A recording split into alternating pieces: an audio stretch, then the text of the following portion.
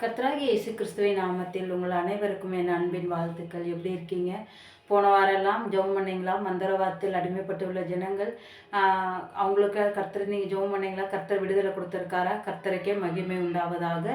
இந்த நாட்களில் ஆண்டவர் நமக்கு ஜெபிக்க சொன்ன காரியம் யாத்திரையாகமம் 15வது அதிகாரம் 26வது வசனம். உன் தேவனாகிய கர்த்தரின் சத்தத்தை கவனமாய் கேட்டு அவர் பார்வைக்கு செம்மையானதை செய்து அவர் கட்டளைகளுக்கு செவி கொடுத்து அவருடைய நியாயங்களை கை கொண்டால் நான் எகிப்துக்கு வரப்பண்ணின வியாதியை ஒன்றையும் வரப்பண்ணேன். நானே உன் பரிகாரியான கர்த்தர். அவரே பரிகாரியான கர்த்தர்னு ஆண்டவர் சொல்கிறாரு. இந்த நாட்களில் நாம் கர்த்தருடைய பார்வைக்கு நலமானதை செய்து ஆண்டவருக்கு பயந்து நடந்தால் ஆண்டவர் நமக்கு ஒரு வியாதியும் வரப்பண்ணேன்னு சொல்லியிருக்கிறாரு. இதுவே பார்த்திங்கன்னா நம்ம மார்க்கில் பார்ப்போம், 16வது அதிகாரத்தில் பார்ப்போம். நீங்கள் விசுவாசிகளாக நடக்கும் அடையாளங்களாவன, நீங்கள் வியாதிஸ்தர் மேல் கைகளை வைப்பீர்கள், அப்பொழுது அவங்க சுகம் பெறுவார்கள்னு சொல்லிட்டு நம்ம வாசிப்போம். இந்த நாட்களில் நாம் ஆண்டவர்கிட்ட சுகத்தை பற்றி தான் கேட்க போகிறோம். ஆண்டவர் நமக்கு பாவங்களுக்காக நம் சாபங்களுக்காக நமக்கு சுகம் கிடைக்கணும்னு சொல்லுது. ஆண்டவர் நமக்காக சிலுவையில் அடிக்கப்பட்டு இருக்கிறார்.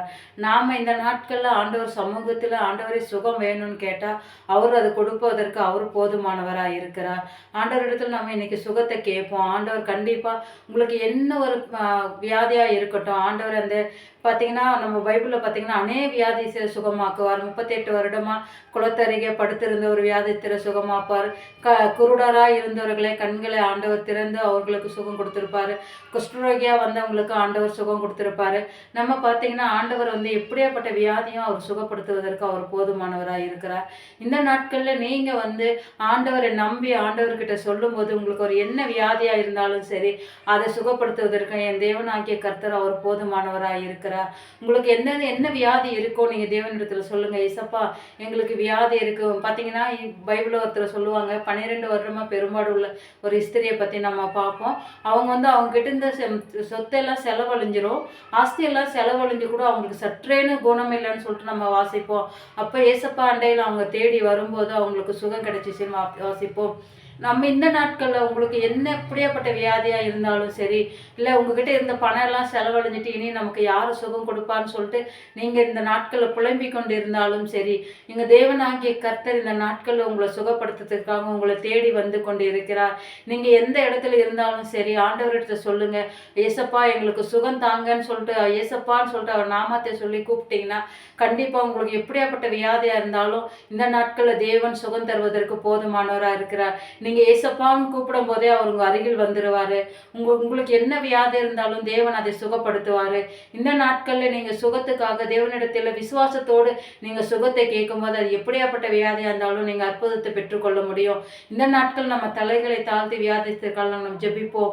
யாரெல்லாம் இதை பார்த்து கொண்டு இருக்கிறீர்களோ உங்களுக்கு எந்த இடத்துல வியாதி இருக்கோ அந்த இடத்துல கைகளை வைத்து கொண்டு ஏசப்பா எனக்கு இந்த இடத்துல எனக்கு வியாதி இருக்குது, எனக்கு சுகம் வேணும்னு நீங்கள் ஏசப்பா கிட்ட சொல்லுங்கள். ஏசப்பா கண்டிப்பாக இன்னைக்கு உங்களுக்கு சுகம் கொடுப்பாரு. அப்படியா நீங்கள் விசுவாசத்தோடு கேட்டீங்கன்னா ஆண்டவர் தம்மை நோக்கி கூப்பிடுகிறவர்களே தேவன் பதில் கொடுக்கிறவராக இருக்கிறார். தம்மிடத்தில் வருகிறவர்களை ஒரு புறம்பே தள்ளாத தேவனாக இருக்கிறார். நீங்கள் அவர் நாமத்தை கூப்பிடும் போது கண்டிப்பாக அவர் உங்களுக்கு சுகம் கொடுக்க முடியும்.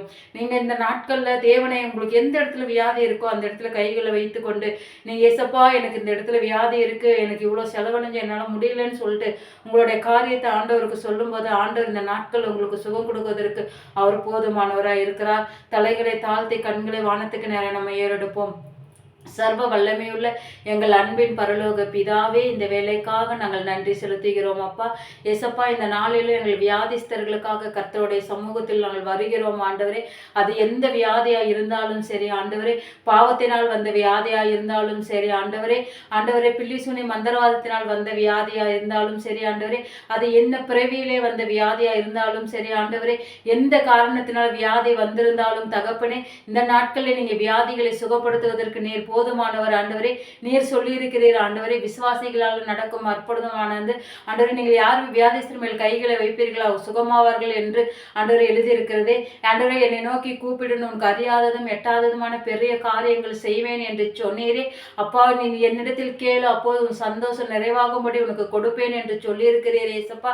உம்மை நோக்கி கூப்பிடு கொண்டு இருக்கிற பிள்ளைகளுக்கு ஆண்டவரே, அவர்கள் சந்தோஷம் நிறைவாக்கத்தக்கதாய் ஆண்டவரே ஒரு சுகத்தை கொடுக்கும்படியாய் நாங்கள் ஜெபிக்கிறோம் ஆண்டவரே. அவங்க எந்த இடத்துல எல்லாம் பலவீனப்பட்டு இருக்கிறார்களோ ஆண்டவரே, அந்த பலவீனத்தில் கர்த்தருடைய பலன் இறங்கும்படியாய் நாங்கள் ஜெபிக்கிறோம் ஆண்டவரே. அவர்கள் உச்சந்தலையில் கர்த்தருடைய ரத்தத்தை தெளிக்கிறோம் ஆண்டவரே. தலையில் யாரெல்லாம் வியாதியோடு பிரச்சனையோடு இருக்கிறார்களோ ஆண்டவரே, தலையில் இயேசுவின் ரத்தத்தை தெளிக்கிறோம் அப்பா. இப்பொழுதே இயேசுவின் ரத்தத்தினால் ஆண்டவரே தலையில காணப்படுகிற வியாதிகள் ஆண்டவரே, நரம்புகளில் காணப்படுகிற வியாதிகள் ஏசப்பா இயேசுவின் நாமத்தினால் இப்பொழுதே அவர்கள் விட்டு விலகும்படியாய் நாங்கள் ஜெபிக்கிறோம் ஆண்டவரே. யாரெல்லாம் கண்களில் பிரச்சனையோடு இருக்கிறார்களோ தகப்பனே, அவர் கண்கள் மீது இயேசுவின் ரத்தத்தை நாங்கள் தெளிக்கிறோம் ஆண்டவரே.